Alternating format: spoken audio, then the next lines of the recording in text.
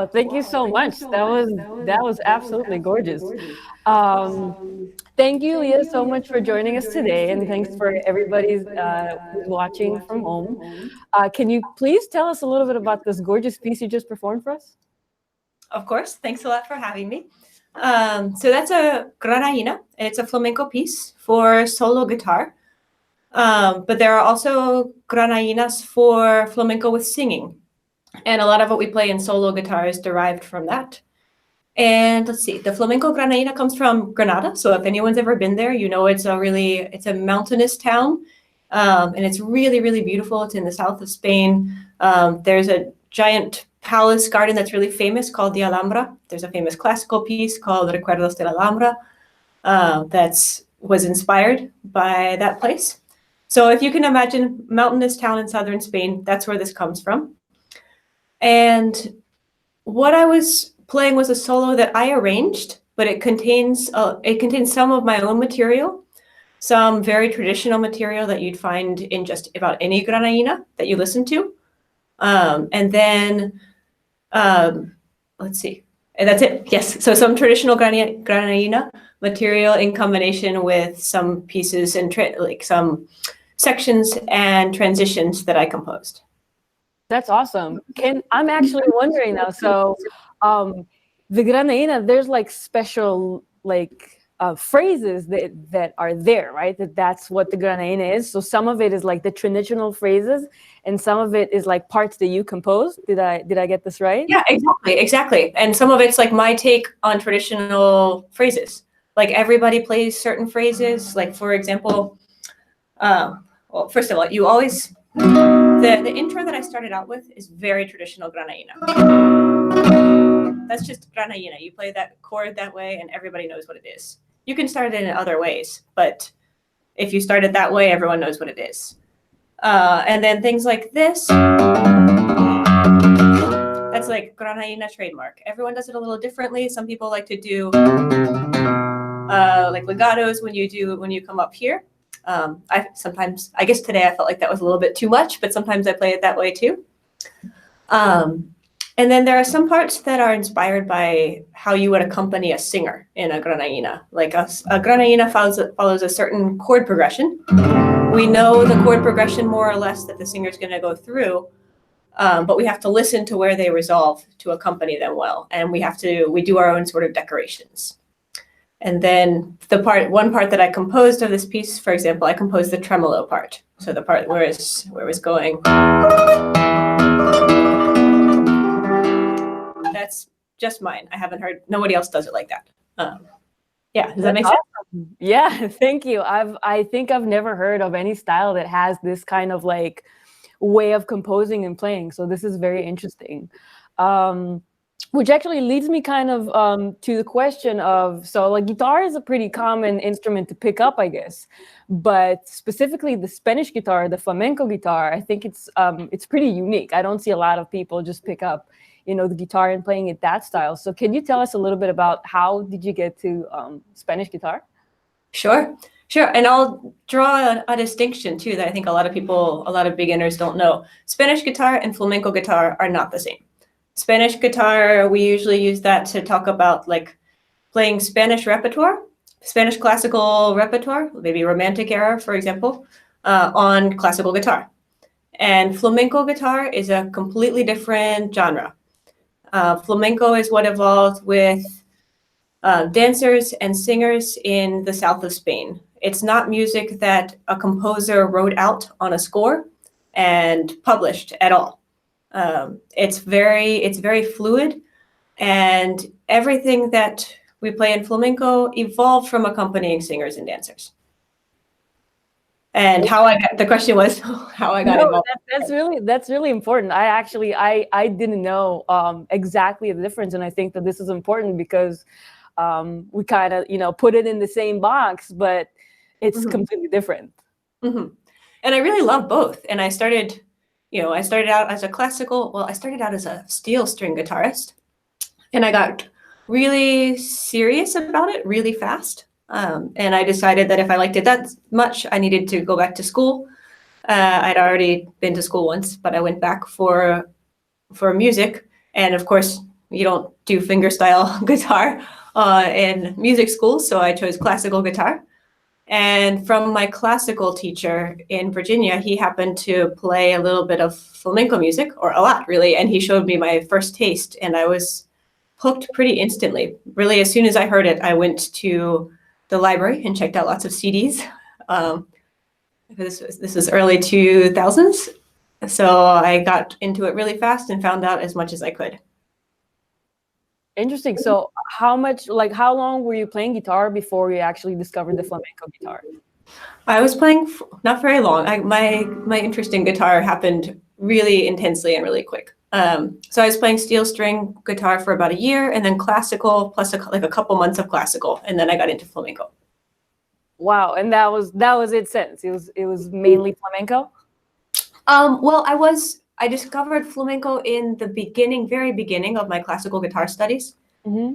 And so I wasn't really ready to drop everything and move to Spain at that point. So I continued with classical guitar, but I worked in flamenco whenever I could. Awesome. So you kind of like nurtured both at the same time. Exactly. Yeah, I was a brand new guitarist too. I had a lot to learn about music. And everything I learned in classical guitar has helped me since. It took me a while to get to Spain, but I certainly don't regret any of the time I spent learning classical guitar. It was really, really valuable. Awesome. Yeah. Let's actually talk about that. So you're in Virginia, you were studying music, and at a certain point, you decided to make a decision that seems like amazing and big and almost sort of a leap. I guess I would know because I've done a similar decision as well. But you decided to move to a whole different country.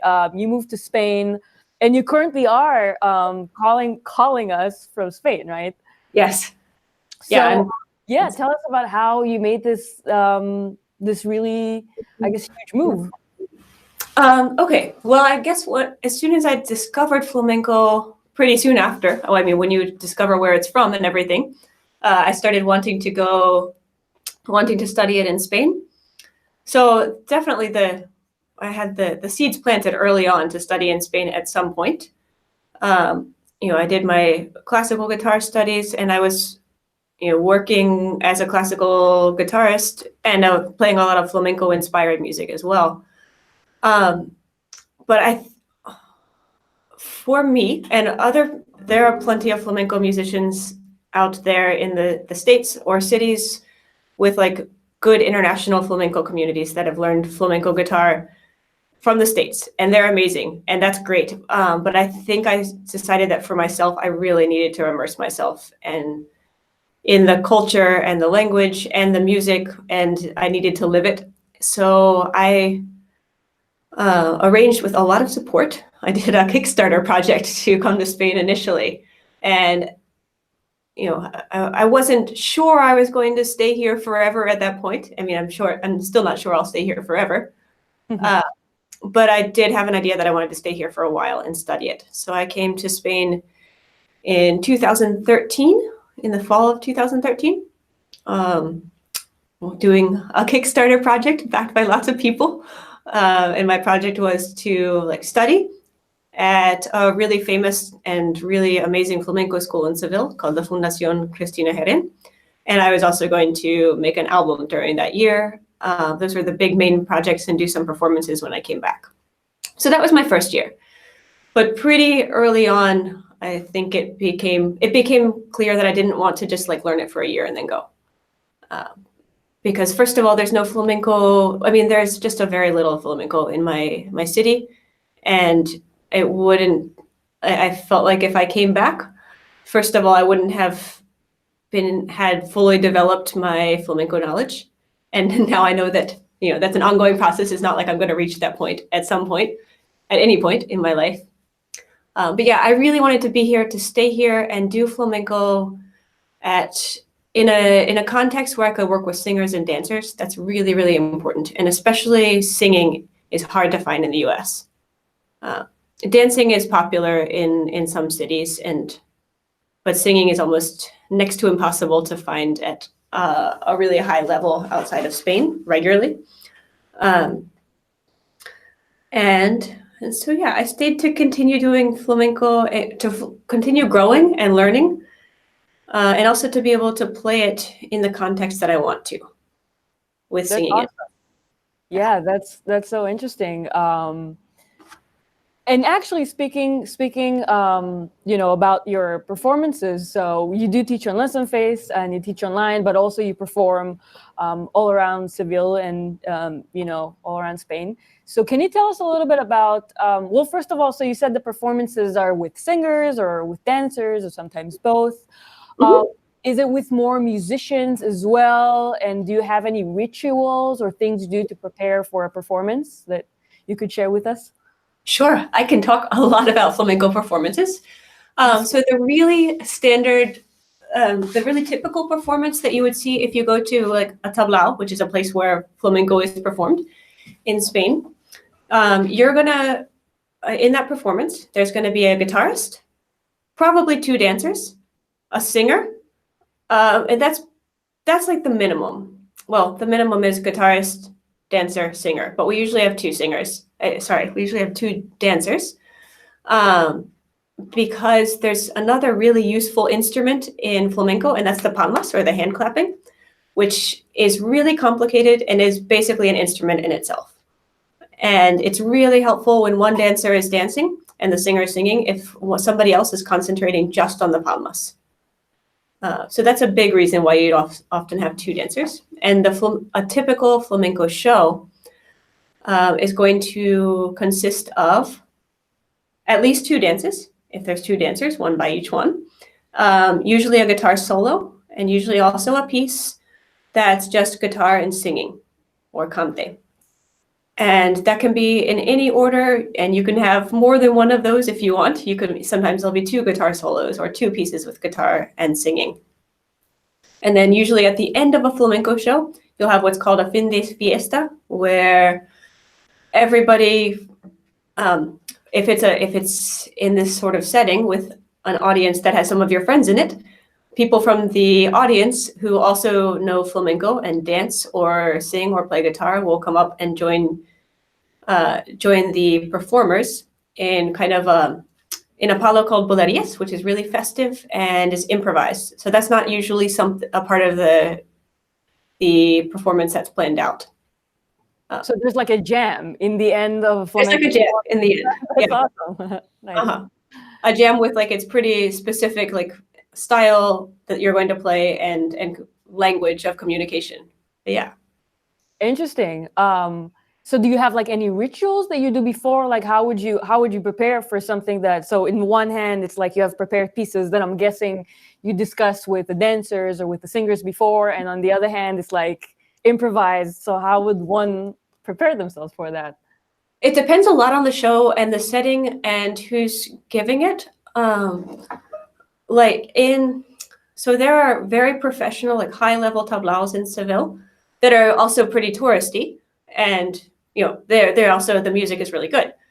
But those are usually improvised shows because the artists probably wouldn't rehearse them before unless it's something special.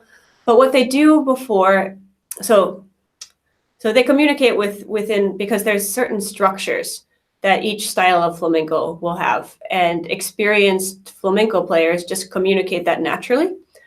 But sometimes you might get the chance to at least talk before the show. And that's when you would say like any exceptions to the structure. So for example, if the dancer is going to do maybe a long bit of footwork in an unexpected place, and she wants to like warn the guitarist and singer, which would be really nice and appreciated, she might say that, like, I'm going to do some footwork, like right at the end of this particular verse that you're going to sing. And she might also say, I'm going to do a really interesting and different rhythmic section in this part, so watch out, because I want you to stop with me when I do something strong. So that's the sort of thing you would communicate if you're doing a mainly improvised performance. Then a lot of the shows I do, because I'm still learning and I prefer to rehearse. I prefer to have a few rehearsals, although my goal is to be able to do that too. But usually I'll get together with whoever I'm performing with several times, ideally at least two, times, but often more, ideally more. And we will look at these steps because the steps that a dancer is going to do. That's one big thing that I like to rehearse, because the dancer usually does a long section of footwork, and it's fun if I can follow her and not just be stuck doing chords, that's what I would do if I weren't very comfortable and I didn't know what to expect. But ideally, I would be able to compose something that goes with her steps and match what she's doing more. Let's see. And other things that we rehearse besides footwork, it's nice to know what the singer's going to sing. There's certain melodies that are common within each style of flamenco, but every singer is different, and it's nice if you can do something special, a little bit out of the ordinary, that you can rehearse. Nice. So I have a question to something you mentioned before. So you mentioned that there's the palmas, right? Yes. Which are a big part of flamenco. So I'm guessing that because it's like it's its own percussion instrument, Mm-hmm. I'm guessing that the guitar goes really follows the palmas as well, right? It's also something that you have to work with. I would say the palmas exist to support everyone else. So the palmas, it is its own instrument, but it's definitely a supportive role, and it's really tricky to do a flamenco performance without the palmas, because we need it gives us a sense of security, and it makes us comfortable to play a little bit within it, because we've got that bass going, we know where the rhythm's at. And so it's okay if I try something kind of strange and interesting with footwork, because I've got that rhythm to back me up. So the palmas, the role of the palmas is to support. And if in some cases, in the last show that I did, the dancers were pretty tricky. And so we asked a friend of ours, and the dancers were all concentrating on their own dances too. So they kind of wanted to be able to just focus on their thing. So we asked a friend of ours who was really, really good at doing palmas if she would do the palmas for us. And she did. So in our last rehearsal, we recorded all the dances. She studied them. She didn't rehearse with us at all, but she'd seen the recordings, and she supported us with the palmas, and it helped a lot. Wow, that's amazing. Is there like a basic palmas that like is common? Like I'm really curious to see if there's, because in my mind I see it like almost like a clave, like something that kind of brings everything together, or it just changes all the time? It changes. I wouldn't say it all changes. It changes all the time. It changes for specific parts to support. There's two basic sounds, and that's like the alta. I don't know how this will come across on the mic and everything. And also, I'll just warn any flamenco critics. Guitarists have a bad reputation for palmas, and I kind of live up to that reputation because we're always playing guitar. We're not the ones who do. I have colleagues of mine who have surpassed that reputation and have overcome that, but I fall into the stereotype. But we still have like the loud palmas or strong palmas.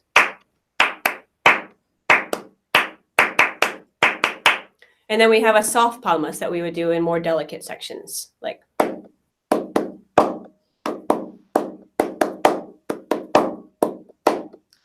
And then each style of flamenco has its own rhythm. So let's see, granaina, the piece I played at the beginning, doesn't have rhythm. That's free. But a lot of palos or styles. I'm using this flamenco word a lot. Palo means style. And a lot of styles have a 12 count rhythm, and the palmas would mark that, but it's very particular to the style. Like one 12 count rhythm would have like a different customary palmas from another, for example. Awesome. Thank you. That was very interesting. Cool. So my next question is, and it's actually one that is close to my heart, and I'm going to explain in a second. My next question is actually, what's the number one tip you would give for students who want to pick up the flamenco guitar or the Spanish guitar, either or, since you do both of them? And like, how do you start? What do you focus on? What's like the biggest difference that they need to maybe concentrate on when they come from acoustic and electric? And I have to say that I could use that advice as well, because I told you a little bit before we started the live conversation that I started out playing classical guitar with a nylon string guitar. And I was actually traveling in Spain a couple of years ago, and I picked up a nylon string guitar in Granada, which we talked about earlier, and it had this cute little nylon string. And a few days ago, I opened like Music Sheet, and I was trying to like, you know, practice a little bit. And the rhythms are just so different. I mean, I've been practicing music for a long time, and I was just looking at it, and I was like, oh my God, this is like such a different world. Like and it was a little bit overwhelming. So like, what's the first thing I can start with, you know, or like anybody who picks up the flamenco or Spanish guitar can start with? Maybe it's two different things to not get overwhelmed, because it's obviously so different. Yeah, well, I mean, there are definitely two different things. So I would say if it's your first time, if you're just making the switch in general from steel strings to nylon string, one thing that's really important is fingernails and tone. This was not, you were nice enough to give me the questions in advance, and this was not one of my first answers, but this is, I wouldn't say this is this isn't the key to like flamenco, but this is a big thing you need to work out at the beginning of playing nylon string guitars. We really need our right hand nails to get a good tone. I think if you're used to playing without nails, or just like any kind of nails for steel string guitar, but you might not really need to worry about shaping them and polishing them, you're going to need to figure that out in classical or flamenco guitar, because it's really like our voice. Our nails get the tone from the strings. The strings are not going to make a nice sound all by themselves. They're just going to make kind of a quiet, like a very, very quiet muted sound. So I would say grow out your nails. That'll on the right hand. And if you're going to be playing flamenco guitar, you'll probably need to figure out how to reinforce them, because we really beat up our nails in flamenco. And then if it's flamenco you're going for, one thing the biggest piece of advice is to listen to it as much as possible, and don't just listen to flamenco guitar, listen to flamenco with singing, listen, even better, watch flamenco with singing and dance.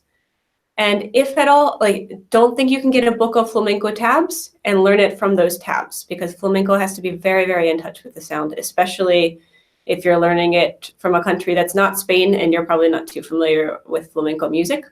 You have to, if you're going to learn from a book that has tabs, you know, that's fine. I understand the need to do that from places that aren't Spain, but stay very, very in touch with the recording.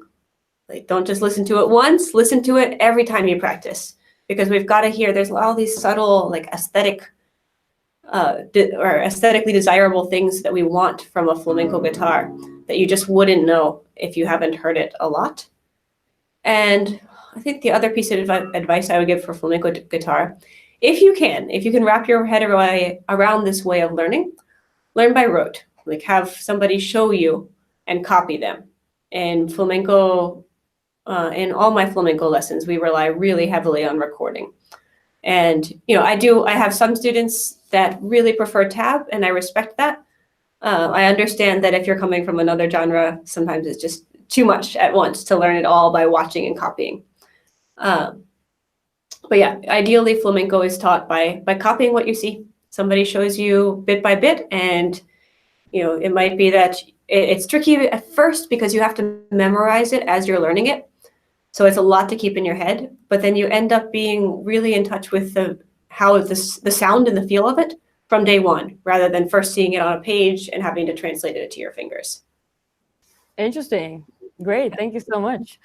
All right. So to our next question. So you were Lessonface Teacher of the Year for 2018. So congratulations.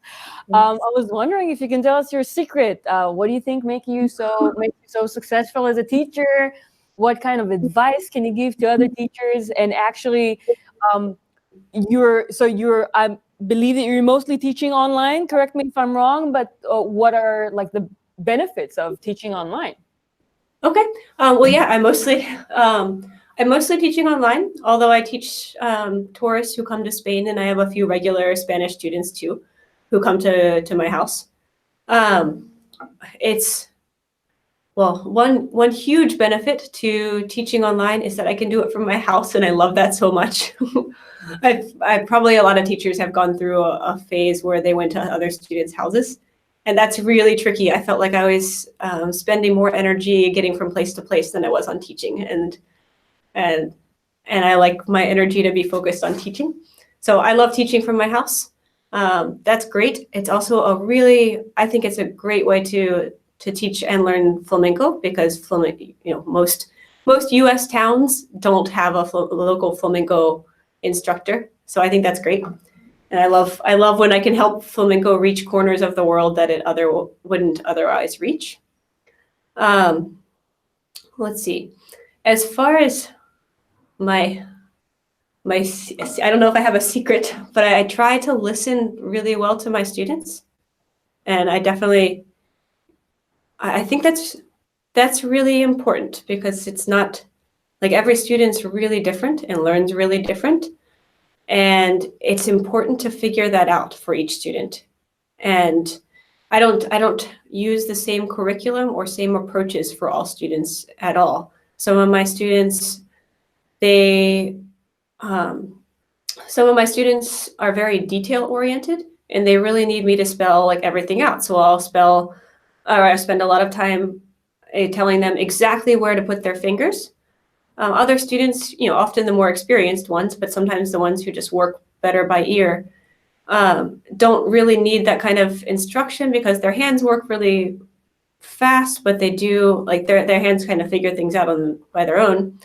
But they do need a lot of maybe feedback as far as when they're playing out of rhythm and what things they need to work on and improve. So I try and figure out my students as best I can, and to adapt how I teach to how they need to learn. I also think I'm pretty honest with myself about how I'm teaching. Like, I'm a human, and I've learned a lot by experience, and I've learned a lot by like what things work and what things don't work. And I'm aware if I was really on it and gave a good class, and I try to also be aware of the opposite. Like, if I felt like I just wasn't quite getting what they needed, or wasn't quite getting something that they were saying that was important. And I try to be really open to their suggestions too.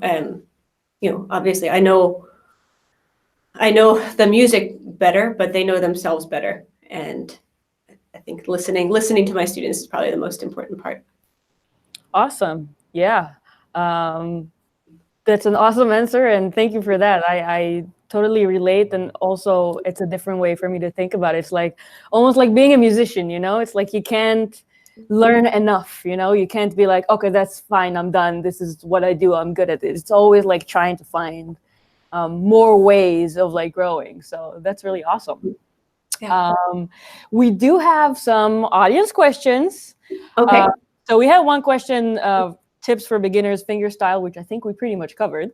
We do have another one from Ron, another teacher at Lessonface. What's the name of your album, and where can we find it? Oh, that's a really sweet question. But the Kickstarter album, I guess he means the Kickstarter album. That was like a really limited release. And yeah, it's not, I can't sell it to anybody because it was like kind of exclusive. So I'm really sorry.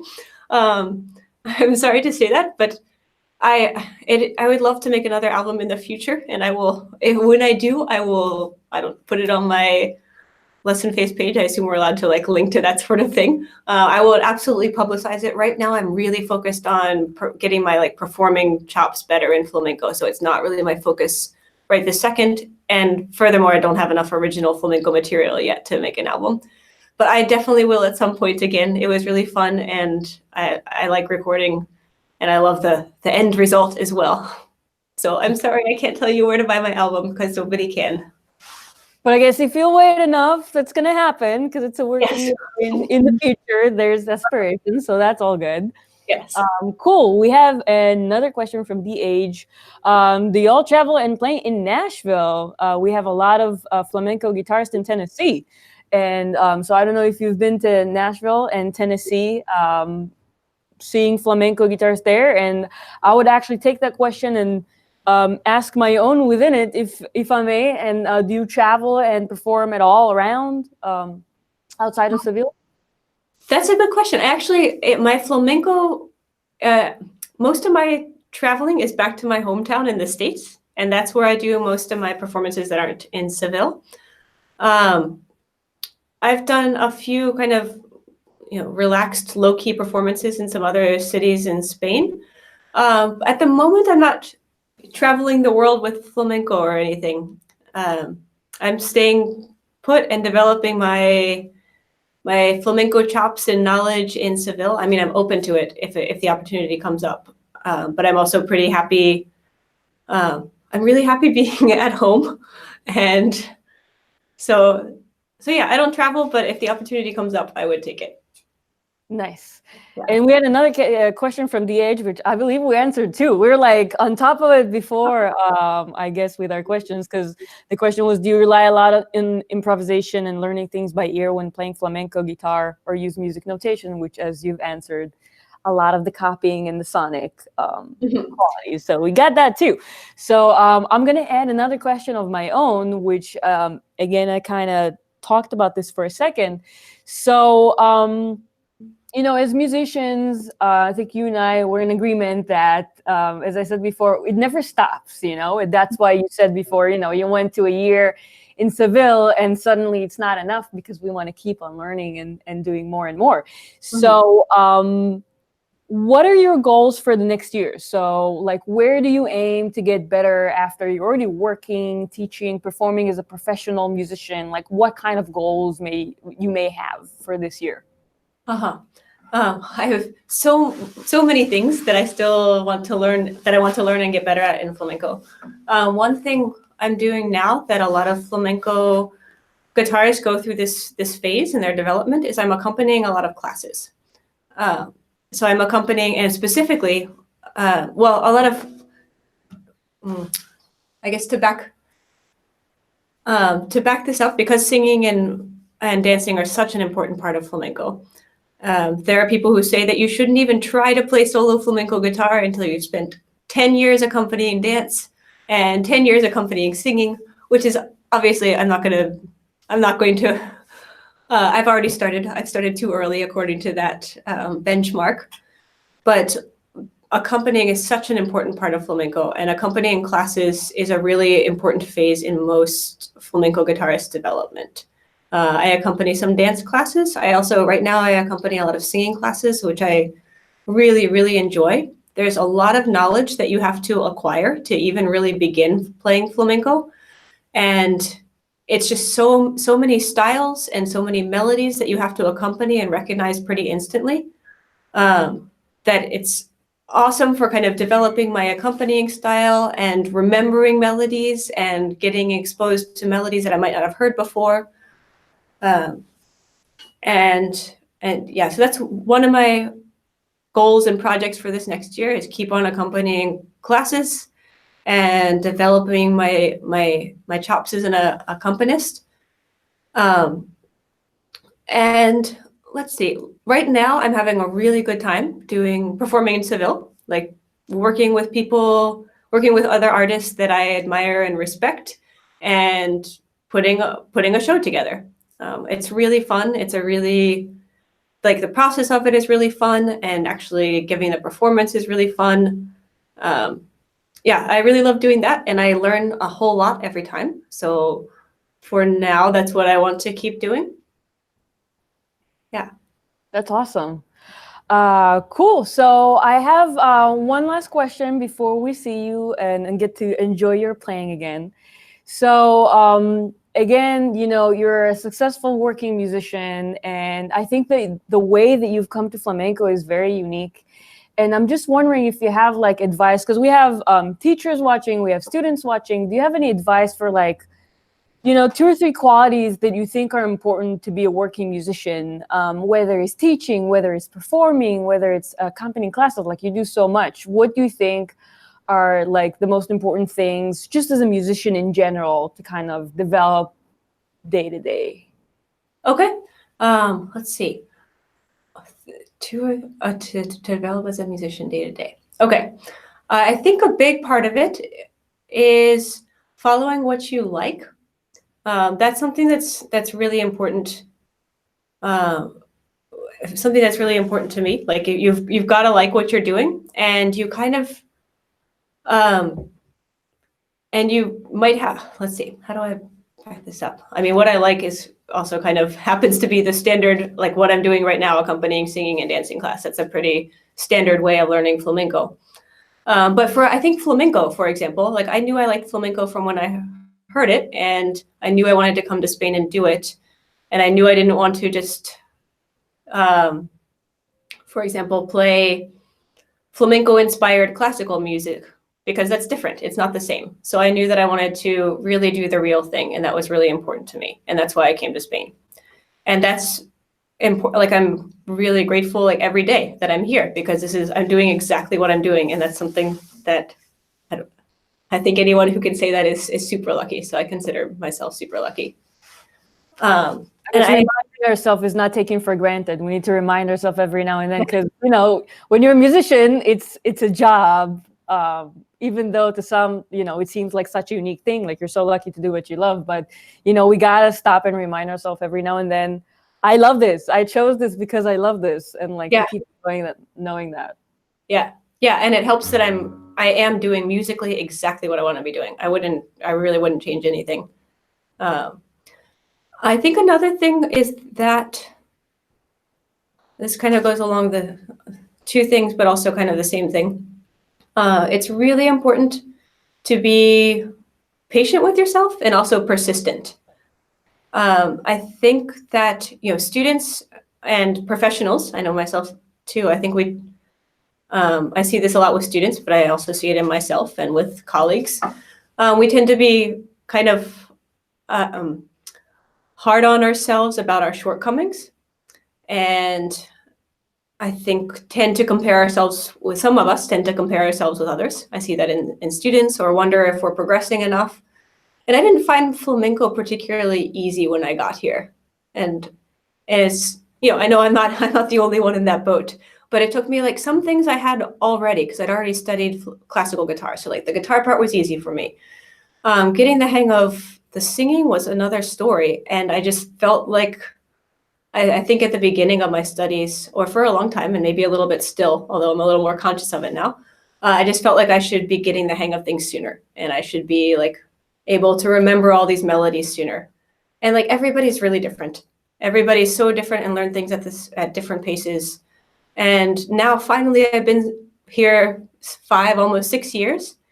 And, you know, I've been wanting this for a long time, but I finally feel like I'm, like, developing these flamenco instincts, so that if somebody sings something that I don't know, I'm not completely lost. Where I would have been completely lost 5 years ago, but now I can kind of fill in the gaps. Once you've done it a while, there are certain patterns that come up in certain flamenco songs that you can figure out pretty quickly, if you're used to the genre. So that's like a personal example, but it applies to so many of my students too, because I see a lot of students of mine being really hard on themselves. I think that it has a little bit to do with, I teach a lot of adults, and adults are especially bad about this. Children tend to be a little bit more relaxed. But adults think that they should because they understand something, they should be able to do it. And music doesn't work like that. And there are all these instincts that you have to develop, things that you have to think really hard about at first, that later become, like, second nature and really easy. But it's just important to be patient with yourself while those instincts are developing, because they definitely come. They're going to come at their own rate, and maybe not everything, and everybody's really different. Yeah, I totally agree. It's like not everything comes really fast, and when we do something, there's so many different, like, components to this that we need to practice, and some of it doesn't come very easy for us. And it's important not to be discouraged when something doesn't go. It's like, take a breath and then do it, you know, little by little. And yeah, you know, it's a balance. I guess it's definitely a balance, right? To, like, find there. Cool. We have another last question from Earful Audio. He's asking, or she, what kind of strings would you suggest? Brand, tension, and guitar action. Thank you. Oh, you know, that's a good question. And I wish I had an awesome answer that would apply to your situation, but I think it depends on the guitar. I've had this guitar for a while, and when I first got it, I experimented with a lot of strings. Like the guitar maker, who's a luthier from my hometown, he likes Diodario strings, but I didn't just take his word for it. I think he put Diodario medium tension strings on it. I didn't just take his word for it. I experimented with a lot. I experimented with all brands. And let's see, over the last 2 years, I was really liking Diodario flamenco strings. And now the last time I changed them, which was like last week, I put on some medium tension. Like, I'm always playing around. I think it depends so much on the guitar, and it depends on the guitarist, because I know some flamenco guitarists swear by hard tension strings, and others are like, no, you need the medium tension. If you want the more tension, the higher tension for doing certain techniques, you have to go back towards the bridge. So I don't have a one answer for all people or all guitarists. I would say whatever, if you have a new guitar, go to one of the, get a bunch of experiment and save the boxes, and so that you know what's on your guitar and what you like. And eventually, after a couple of years, you'll figure out which kinds you like and which kinds you don't like. Awesome. Thank you. That's a great advice. Yeah. And I think it's an important one as well, because I've heard of a friend that put the wrong tension on a guitar, and since it's such a delicate instrument, that it actually snapped in half. Well, yeah. Was that a steel string guitar? It was a Spanish guitar. It was an nylon string guitar. Wow. Yeah, so be mindful with the guitars you put, with the strings you put on the guitar. It's definitely important. And Earful Audio says, great answer, thank you, which I definitely agree. So thank you so much for all the advice and for sharing with us your experience and your stories. It was definitely very fun and interesting. For everybody that's watching at home right now, if you don't know yet, then Leah is teaching at lessonface.com. Gives private instructions, private lessons online, and you can definitely find her and learn how to play flamenco guitar, Spanish guitar. Thank you so much, Leah, for joining us. We're gonna finish with another beautiful piece that I will let you introduce in a second. We do have another Lessonface Presents coming up with Yol Genin, and you can find all the information at lessonface.com and on our YouTube channel. Again, Leah, thank you so much for joining us. And what is the piece that you're gonna play for us now? So first of all, thank you for having me. It's been really fun, and it's been my first concert ever given, or first performance given from my home. So that's really fun and comfortable, and I love being able to share some music with students and answer questions. So that's great.